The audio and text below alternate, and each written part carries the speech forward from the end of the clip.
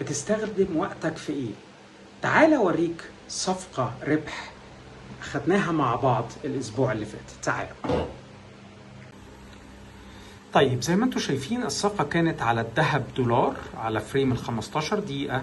دخولي كان من النقطة دي تحت المتوسطات السعرية بتأكيد الهبوط، وكنت حاطط 2 تيك بروفيت، دي أول واحدة ودي تاني واحدة، ودخولي من النقطة دي اللي هي عند 1.38621، والسعر ابتدى يتحرك. الستوب لوس بتاعي كنت حاطه فوق أعلى الدعم، لكن بدأت أعمل تريلينج للستوب لوس لما السعر اتحرك في الاتجاه بتاعي.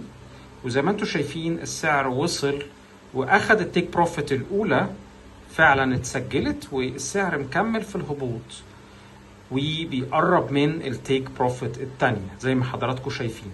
انا كنت حاطط الستوب لوس بتاعي اعلى الدعم، وابتديت لما لقيت السعر بيكمل يرتكز على الاي ام ايز اللي انا حاططها المتوسطات السعريه بيأكد لي الهبوط.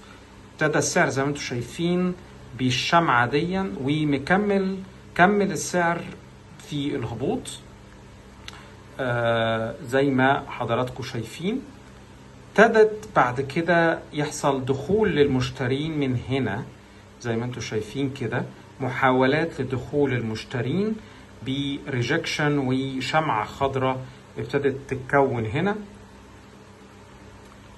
لكن في كل الأحوال أنا كنت أخدت التيك بروفيت الأولاني بتاعي معظم الربح، وادي أهو دخل وأخد التيك بروفيت التاني.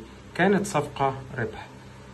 بشجعكم تاني ابدأوا تعليم دلوقتي، استخدموا وقتكم صح. أسفل الفيديو هتلاقوا لينك تسجيل، سجل رقمك هيتواصل معاك فريق الدعم ويكسب دلوقتي. احجز ال 14 يوم مجانا من كورس المنتور تريدر. فقط انت كل اللي عليك تعمله انك تحجز نسخة كتابك الالكتروني من ازاي تعمل فلوس في الزمن دون. شكرا جدا لحضراتكم.